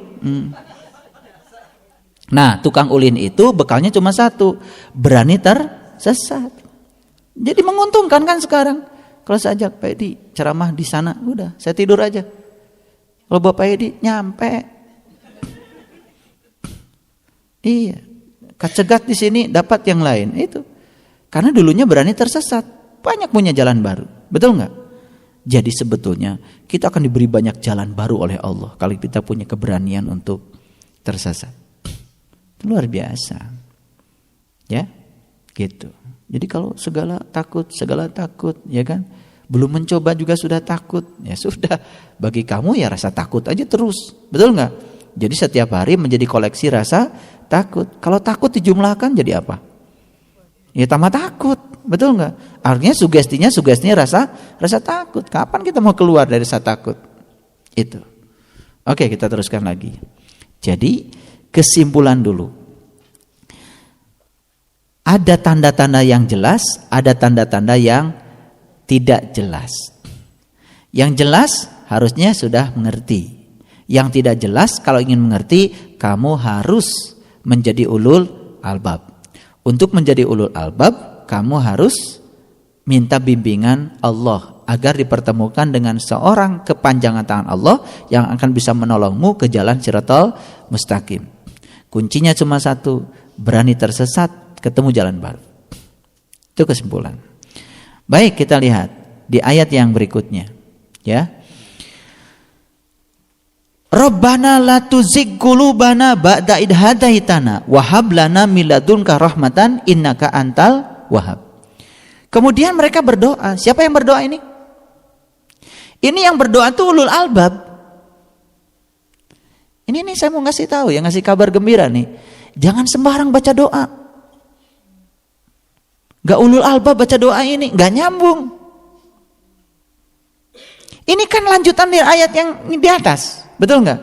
Doa ini hanya diucapkan oleh ulul albab.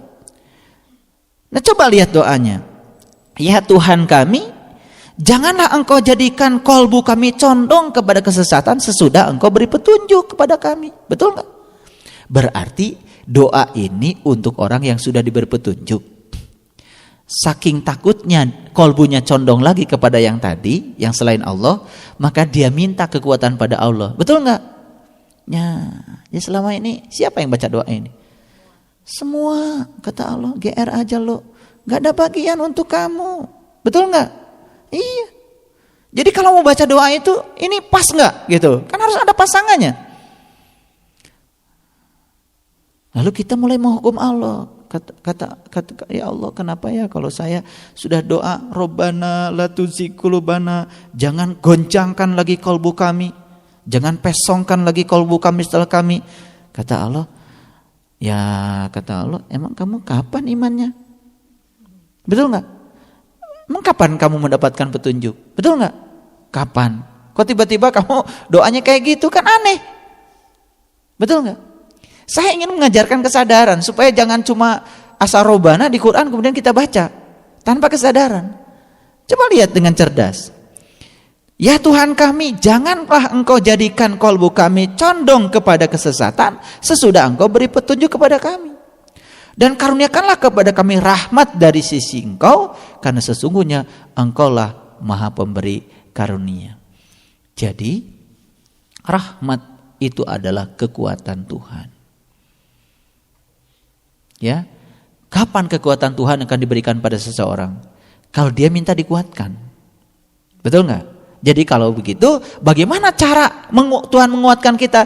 Ya ditabrakkan kita dengan tadi semua hambatan itu. Harus ada hambatan. Harus ada. Ya. Harus ada hambatan. Kita baru merasakan betapa indahnya memiliki setelah kita kehilangan. Jadi harus kehilangan. Betul nggak? Kita baru merasakan betapa indahnya sehat setelah sakit. Berarti harus sakit. Gitu. Nah, kita sebut rahmat itu apa selama ini? Rahmat itu kita sebut apa? Kita sebut harta berlimpah didapat dengan cara yang mudah. Betul? Padahal bukan. Rahmat itu semua hal yang menjadikan kita menjadi tambah kuat. Jadi kalau gitu masalah rahmat. Rahmat. Ya. Yang kita tidak sukai hadir dalam kehidupan kita rahmat. Rahmat. Kalau itu dikelola untuk menjadi rahmat. Tapi bisa juga kalau dikelola kan jadi laknat. Ya. Awas, rahmat jangan sampai jadi laknat. Ini saya sedang cerita rahmat ya, rahmatnya Quran. Jadi Allah mengatakan di sini ya, miladungka rahmat. Rahmat itu datangnya dari Tuhan, akan dihadirkan pada orang yang memang menghendaki rahmat. Yang tidak menghendaki rahmat tidak akan dapat rahmat. Wujudnya apa? Wujudnya dia akan selalu dijaga supaya tidak menjadi pesong kembali kolbu yang sudah mendapatkan petunjuk. Nah, kolbu yang mana sudah mendapat petunjuk? Kolbu yang kepadanya sudah dipertunjukkan sesuatu oleh Allah. Pertanyaannya sekarang, apa iya di kolbu kita sudah ditunjukkan sesuatu oleh Allah? Jadi kita belum ditunjukkan sesuatu oleh Allah, tiba-tiba merasa sudah berakidah, sudah bertauhid. Betul enggak? Kan Allah bilang, wa id akhadna mitsaqakum wa rafa'na fawqakum tur khudhu ma atainakum biquwwatin. Pegang teguh apa yang aku pertunjukkan padamu. Tidak mungkin Allah menyuruh kita memegang teguh yang tidak ditunjukkannya kepada kita. Sampai Allah bilang, wazkuru kama hadakum. Ingatlah Allah sebagaimana yang aku tunjukkan padamu. Jadi sudah, apa yang Allah tunjukkan padamu itu dipegang teguh dan diingat selalu. Paham maksud saya? Nah, ketika itu dipegang, ya pegangan kita tuh akan terus dikuatkan oleh Allah, dikuatkan oleh Allah. Itu namanya rahmat. Ya. Jadi rahmat itu sesuatu yang menguatkan. Datangnya dari mana? Dari Allah kepada orang yang menghendaki dikuatkan. Ya. Nah, jadi sesuatu yang melemahkan itu namanya laknat. Ya. Jadi kebalikan rahmat apa? Laknat. Gitu. Bisa dilanjut? Nah, kemudian Allah bilang, ya, karena sesungguhnya engkaulah Maha Pemberi rahmat, ya. Jadi Al-Wahhab. Kemudian ayat berikutnya apa? Rabbana innaka jami'un nas. Betul? Liyaumin la raiba fi. Innallaha la yukhliful mi'ad. Ya Tuhan kami, sesungguhnya Engkau mengumpulkan manusia untuk apa? Untuk hari yang tak ada keraguan padanya. Sesungguhnya Allah tidak menyalahi janji. Kapan hari yang tidak ada keraguan padanya? Itu saat ketika dirimu sedang berhadapan dengan Allah. Allah tidak menyalahi janji. Itu. Jadi rahmat Allah yang paling besar adalah saat kamu diberi kekuatan untuk bisa menapaki perjalanan spiritual sehingga dirimu bisa bertawajuh kepada Allah Subhanahu wa taala. Itu rahmat yang paling besar. Nah, setelah itu baca terus doa ini, ya. Rabbana la tuzigh qulubana ba'da idh hadaitana wa hab lana min ladunka rahmatan. Nah, innaka antal wahhab, gitu. Jadi doa ini hanya boleh diucapkan oleh mereka yang sudah menjadi ulul albab. Yang belum, ya harus memulai dulu perjalanan spiritualnya dari alif lam mim. Gitu. Nah, begitu kita mendapatkan rahmat, itulah yang dikatakan Einstein tadi. Itu adalah keajaiban.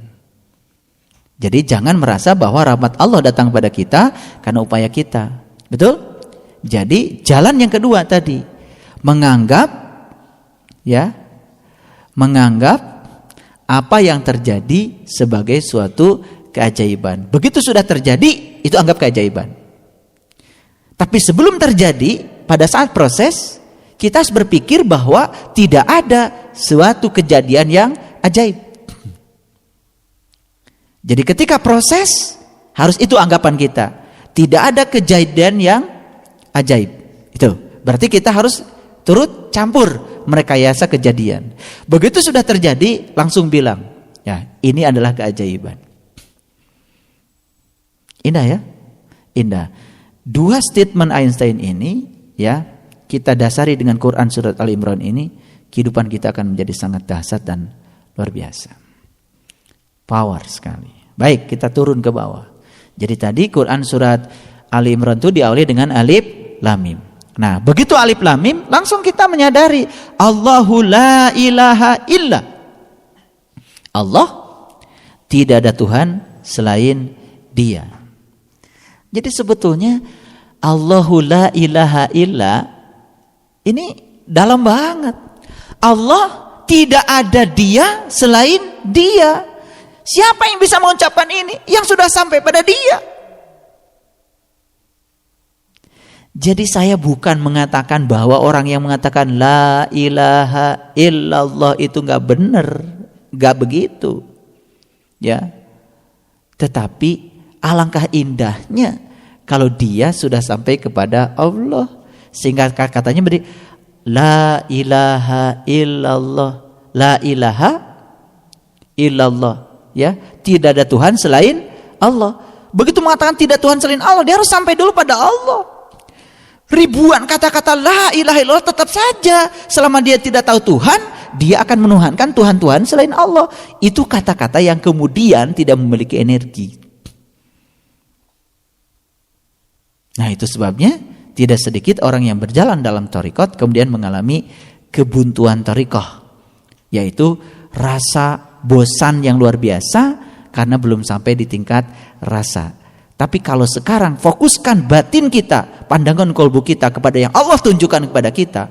Saat kita mau fokuskan batin kita, kemudian kita bilang la ilaha illallah, la ilaha illallah, la ilaha illallah, la ilaha illallah, la ilaha illallah, la ilaha illallah, La ilaha illallah.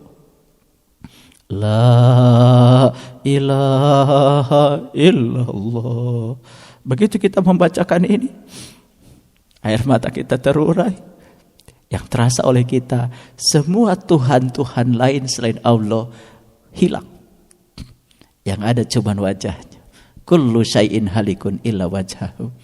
Ucapan la ilaha illallah dalam sekejap mengantarkan kita kepada cahaya. Tapi bagi mereka yang tidak tahu, ucapan la ilaha illallah, la ilaha illallah, la ilaha illallah, kosong. Tidak ada. Ternyata Allah mengatakan, Allahu la ilaha illa Allah, tidak ada ilah kecuali Dia. Tidak ada yang patut dipertuhan kecuali Dia. Itu hanya bisa dijalani dan dialami oleh orang-orang yang sudah mencapai alif lam mim. Baru kita akan merasakan huwal hayyul qayyum, Dia yang maha hidup dan senantiasa berdiri sendiri. Lalu kita menyerap sifat itu, hidup berdiri sendiri. Jadi kita akan menjadi sekuat Dia kalau kita menyatukan dengan Dia. Artinya segala kebergantungan pada selain Dia kita bisa hilangkan. Yang ada cuma Dia, yang ada cuma Dia, yang ada cuma Dia. Gitu. Kita kan sering baca ayat kursi ya. Ya, Allahu la ilaha illa huwal hayyul qayyum. Sering baca, cuman baca ayat kursi cuma sekedar untuk mengusir hantu. Ya.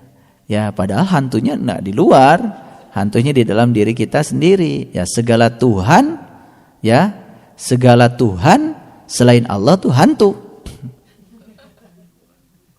Paham? Jadi segala Tuhan selain Allah itu namanya hantu. Jadi hantu-hantu yang kayak gitu itu bisa diusir dengan Allahu la ilaha illa huwal hayyul qayyum. Kalau kalimat ini dialami menjadi suatu pengalaman spiritual, dengan sendirinya kita akan bersih. Jadi rasa khawatir, rasa takut pada selain Tuhan hilang musnah dalam seketika, karena kalimat itu menjelmakan pengalaman spiritual tambahan untuk menguatkan pengalaman spiritual yang sebelumnya. Jadi kalau begitu, bagaimana cara mengusir hantu? Cara yang paling ajaib adalah bukan mendatangkan tim pemburu hantu. Semakin loba hantu di imah kita. Ya. Iya, karena yang datang pun sudah hantu. Iya. Kan hantu tidak mungkin bisa diusir kalau bukan oleh teman-temannya. Betul nggak? Iya. Itu tukang sol sepatu pasti iri hati dengan tukang sol sepatu lagi. Betul nggak? Ya. Tukang sayur pasti iri hati dengan tukang sayur lagi. Gak mungkin tukang sayur iri hati sama guru. Ya, guru SD iri hati dengan guru SD lagi, betul nggak? Kok dia bisa beli mobil, kok saya enggak? Pasti begitu kan? Sesama guru, betul nggak? Iya. Tapi jangan kemudian mengatakan seorang mursyid iri hati dengan mursyid lagi. Kalau masih iri hati bukan mursyid. Kalau tukang tol sepatu mah nggak apa-apa. Ini beda, agak beda. Jadi jangan menggunakan kalimat analogi yang salah. Saya harus kasih pencerahan ya supaya ngerti. Ya kalau soal sepatu sih nggak masalah dengan soal sepatu, level soal sepatu, ya kan? Itu maksud saya supaya cerah pikirannya. Nah, mari kita lihat alif lam mim, Allahu la ilaha illa huwal hayyul qayyum. Kemudian nazala alaikal kitab bil haqq musaddiqan lima baina yadai wa anzala taurat wal injil. Ini penting nih saya bicara ini. Dia menurunkan kitab. Ini nggak ada dalam tanda kurung Quran, nggak ada. Itu hanya terjemahnya saja. Betul? Nazala alaikal kitab. Dia telah menurunkan kepadamu kitab dengan sebenarnya bil haq. Ini saya mau kasih tahu. Apakah betul kita sudah ketiban kitab yang sebenarnya? Betul? Kalau kita sudah ketiban kitab yang sebenarnya, ujungnya apa? Kemudian musaddiqal lima baina yadayhi wa anzala Taurat wal Injil. Ya. Membenarkan kitab yang telah diturunkan sebelumnya dan menurunkan Taurat dan Injil. Jadi kata Taurat dan Injil, saya mau nanya, Taurat diturunkan pada siapa?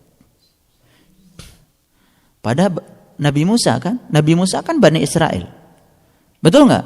Berarti Taurat untuk siapa? Untuk Bani Israel. Siapa Bani Israel? Orang yang berjalan menuju Tuhan. Awas ya. Harus pintar ya dapat pengajian dari saya. Injil turunkan pada siapa? Pada Nabi Isa. Nabi Isa itu siapa? Nasoro. Orang yang dapat pertolongan. Jadi kalau begitu, Taurat dan Injil, Taurat diturunkan kepada orang yang berjalan menuju Tuhan. Kemudian Injil diturunkan pada orang yang dapat pertolongan dari Tuhan. Lalu dia pun berjalan di jalan Tuhan. Jadi kalau gitu Taurat dan Injil untuk siapa? Ya untuk dia. Mengerti sekarang? Untuk dia. Dia ya dalam tanda kutip. Paham sekarang? Ya jangan menjadi anti. Nah ternyata kita akan paham itu kalau sudah kepadamu diturunkan kitab. Kitab yang diturunkan padamu itulah yang akan membenarkan kitab yang sebelumnya. Betul nggak? Iya. Nah kitab yang mana? Yang sama-sama dilihat oleh orang-orang yang sebelumnya, oleh leluhur kita itu kitab semua itu. Betul ya? Kan kitab itu kalamullah. Kalam itu sifat Allah zat. Ya kalamullah ya sifat dan zat yang melekat. Ya nyatu. Itulah wajibul wujudnya. Itulah kitab yang sebenarnya. Bisa dipahami. Jadi ini nanti nyambung dengan yang tadi. Jadi luar biasa sistematikanya Al-Quran itu. Ingin jadi keluarga Imran? Ingin? Ya harus alif lam mim dulu. Setelah alif lam mim baru kita bisa tahu, oh itu Allah. Betul nggak? Kalau gitu nggak ada Tuhan selain Dia. Kalau sudah tahu, karena Dia yang selalu hidup dan berdiri sendiri. Betul nggak? Lalu kita merasakan hidup, ya kan? Nah, bergantung pada Dia yang berdiri sendiri. Kemudian ayat berikutnya diturunkan, Dia menurunkan itu. Ya, jadi Allah yang maha hidup tadi, yang maha berdiri sendiri menurunkan kepada kita apa? Satu kitab, yang kitab itu kalau diturunkan pada seseorang, dia bisa membenarkan kitab-kitab yang sebelumnya. Apa namanya kitab sebelumnya? Taurat dan Injil, kan? Jadi pintar, ya. Nah, kemudian ya, sebelum menjadi petunjuk bagi manusia, dan Dia menurunkan Al-Furqan. Jadi Al-Furqan itu nama lain untuk Al-Kitab. Jadi tolong perhatikan, ketika seseorang belum bisa memisah mana yang hak, mana yang batil, sebenarnya dia belum ketiban Alkitab yang berperan sebagai Al-Furqan. Jadi Alkitab itu barangnya, Al-Furqan itu adalah fungsinya. Nah, kitab yang diturunkan pada setiap orang, kalau benar-benar itu kitab sejati, dia bisa mengantarkan orang itu untuk mendapatkan Al-Furqan. Al-Furqan itu adalah pemisah. Nah, sekarang kita tahu, kita cek sekarang dalam diri kita, udah ada Al-Furqan nggak dalam diri kita? Nah, yang Al-Furqannya sudah bagus, ya, kan langsung, ya, sudah ini benar, ini nggak benar, kan gitu, betul nggak? Ini ya, ini tidak, gitu nggak? Betul nggak? Nggak ragu-ragu, tidak perlu komunikasi lagi, langsung. Karena yang dari sini itu kan murni. Nah, Al-Furqan itu ternyata hidup pada setiap orang, karena dia datang dari yang maha hidup. Nah, sekarang tinggal tugas kita adalah memfungsikan Alkitab kita menjadi Al-Furqan. Jadi sebenarnya kalau kitabnya kita itu sudah jadi Al-Furqan, hidup. Ya sudah, pilihan-pilihan itu datang dari dalam. Ya tidak, sudah. Jadi tidak perlu lagi kita kemudian memasuki area-area yang abu-abu karena sudah hidup. Nah, kalau kita masih sering memasuki area yang abu-abu itu, sebetulnya kitab yang diberikan pada kita belum berperan menjadi Al-Furqan. Nah, inilah latihan awal untuk bisa menembus ayat-ayat yang mutasyabihat. Nah, yang sudah dapat kitab tapi belum hidup Al-Furqannya, dapat dia paling ayat-ayat yang bersifat muhkamat saja. Itu pun baru tafsiran dia. Makanya Quran kalau ditafsir pakai akal, benar saja itu salah. Jadi Quran kalau ditafsir pakai akal, benar saja tafsirannya itu salah. Gimana maksudnya? Gini. Ada satu statement. Statement ini dikira-kira oleh kita. Oh, ini kali aja begitu. Nah, ilmu kali aja kita ternyata pas. Itu aja salah. Kenapa? Belum ngalami kita. Tetap saja bahasanya bahasa duga-duga. Betul nggak? Ngerti maksud saya? Nah, harus pintar ngajinya ya. Nah, lain lagi kalau orang yang sudah ngalami ayat itu.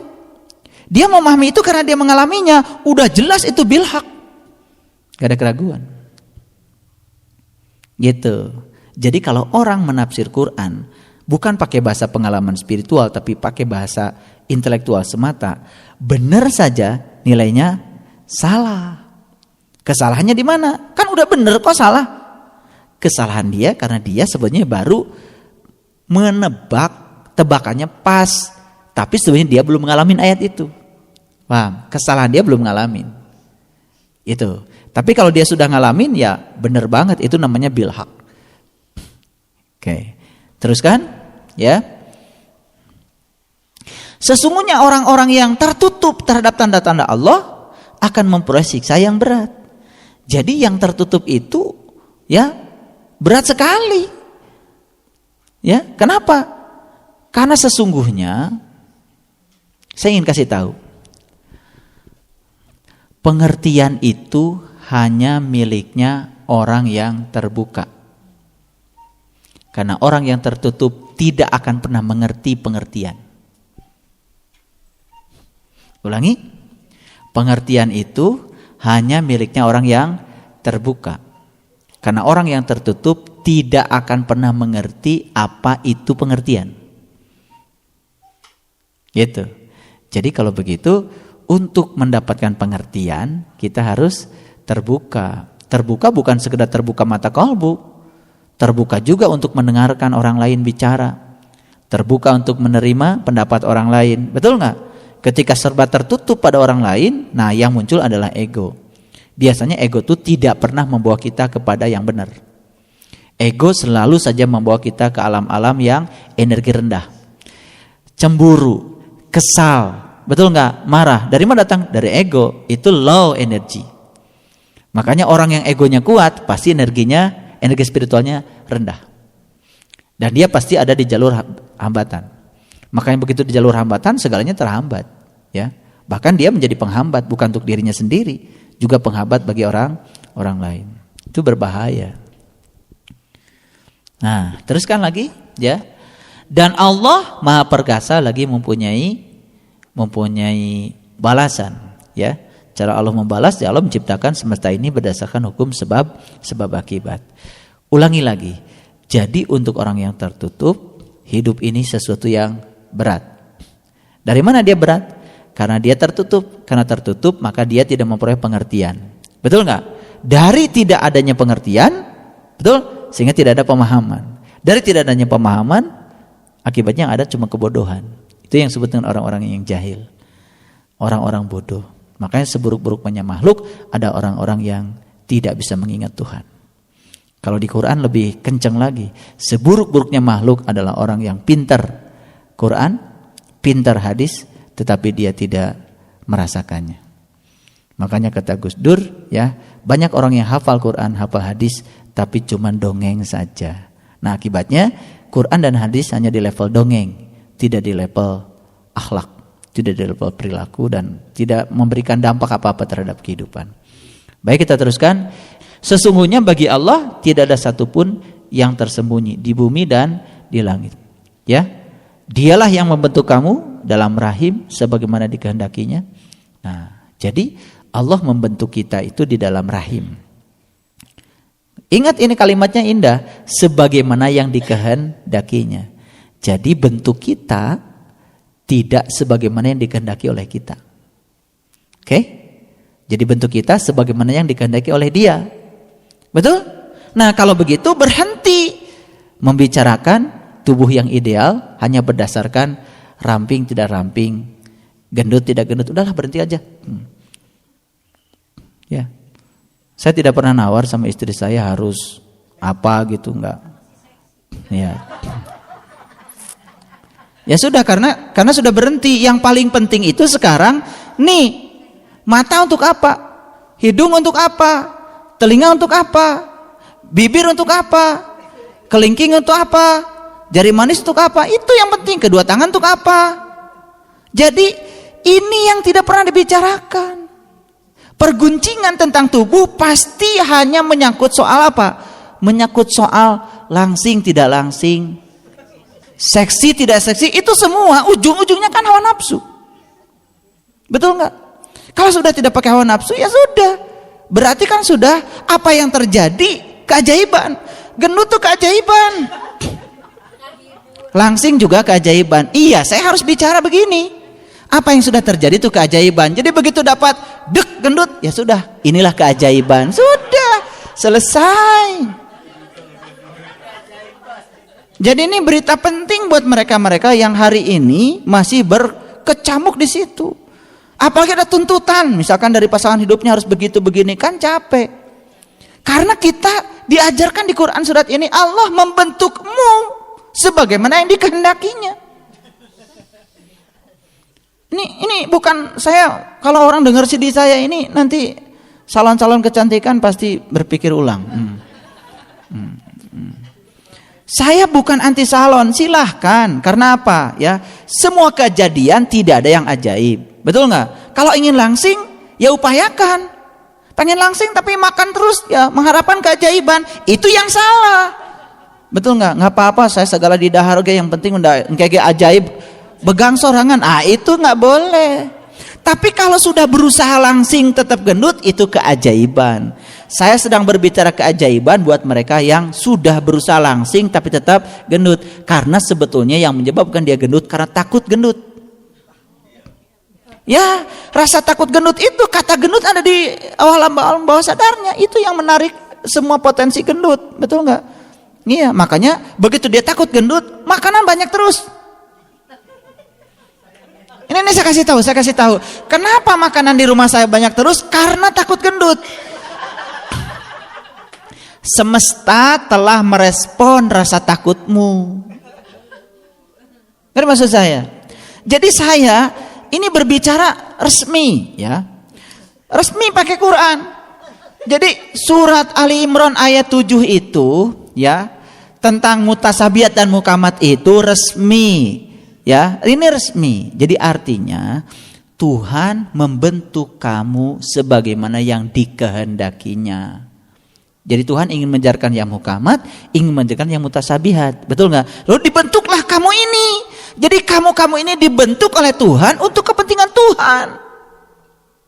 Kenapa kita kemudian setelah dibentuk seperti ini lalu dipoles sedemikian untuk kepentingan suami, untuk kepentingan istri? Bukan, itu nggak boleh. Itu juga boleh-boleh saja, tapi jangan sampai melupakan kamu dibentuk untuk kepentingan Tuhan.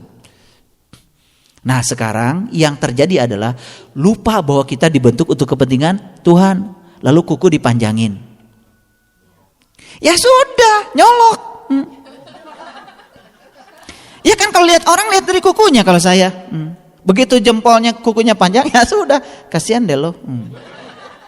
Lah ya, mau pakai pedikur, manikur, kalau udah panjang kan Nabi Muhammad gak panjangin kuku. Setiap hari Jumat dipotong. Ingat tuh, dipotongnya setiap Jumat. Apa Jumat? Jumat itu kan jamaah menyatu. Setiap mau menyatu, ya jangan pakai kuku. Baru ngerti sekarang. Jadi mana coba periksa, ada gak jamaah saya yang kukunya panjang? Nggak ada. Kalau ada itu pasti bukan jamaah. Jadi ciri jamaah saja kukunya pendek. Di merah-merah, di apa-apa, sampai lentik gitu ya. Nah, itu kita sedang menjadikan apa yang dibentuk Tuhan untuk kepentingan kita. Tapi yang kita sudah bisa, ya, menjadikan apa yang dibentuk Tuhan untuk kepentingan Tuhan, saya ucapkan selamat. Itu sudah mulai fungsional. Jadi berhenti dia membicarakan, ya kalau misalkan mau diet tuh kesehatan agar lebih hebat lagi. Gak apa-apa. Saya tidak menjadi anti tubuh seksi. Silahkan. Tetapi harus ingat bahwa Anda dibentuk seperti ini untuk kepentingan Tuhan.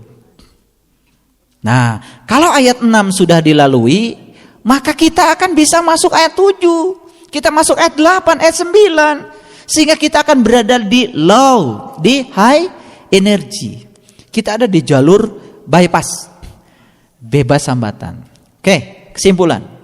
Jadi sekarang mari kita tempatkan diri kita di jalur bebas hambatan, high energy. Kalau begitu gak boleh kesel lagi ya, gak boleh kecewa lagi ya, gak boleh sedih lagi ya. Nih yang masih muram mukanya udah sukacita. Terimalah kehidupan ini sebagai hadiah besar dari Allah. Jangan sia-siakan kehidupan ini. Jangan tempatkan dirimu di jalur banyak hambatan. Nanti hambatan ini akan merembet pada hambatan spiritual, merembet pada hambatan emosional, merembet pada hambatan fisikal, merembet pada hambatan relasional, merembet pada hambatan finansial. Kalau relasional kita sudah terganggu, finansial kita pasti terganggu. Betul enggak? Sebenarnya cara Allah memberi rezeki kan tidak dari langit, pasti dari relasi kita. Betul enggak? Iya, dari sahabat kita. Betul enggak? Iya. Lagi berdiri di pinggir jalan, ada sahabat kita lewat, kayaknya nggak punya ongkos. Ya, tahu, ya.